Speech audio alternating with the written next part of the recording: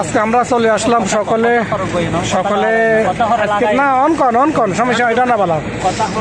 আমরা সকলে আইসক্রিম খাইতে চলে আসছিলাম। দেখেন আমাদের নানি আইসক্রিম দিতেছে। নানি খুব সুন্দর সুন্দর আইসক্রিম দিতেছে, সাদা সাদা। প্রথম আমার বড় ভাই, আইসক্রিমটা কি রকম লাগতেছে আপনার কাছে? অনেক সুন্দর না? দুধের আইসক্রিম কেন তোদের মুখে দিয়ে খাইছেন? চা মজা কিরকম? কি স্বাদ কেন? সেই স্বাদ এখন দিছে আমার ইব্রাহিম ভাইকে। না লন অসুবিধা লন রে, কথা একই কথা খা। আমাদের সাদাত ভাই, আমরা আজকে ঘুরতে পারছি পার্কে। আমরা পার্কের সামনে আসছি, ভাই আমাদের আইসক্রিম খাওয়াইতেছে। তারপরে যে আমাদের বড় ভাই, শ্রদ্ধেয় ইব্রাহিম ভাই, ওরা বলে সিস্টার শুনছেন নি আল্লাহ। তারপরে যাক আমারটা,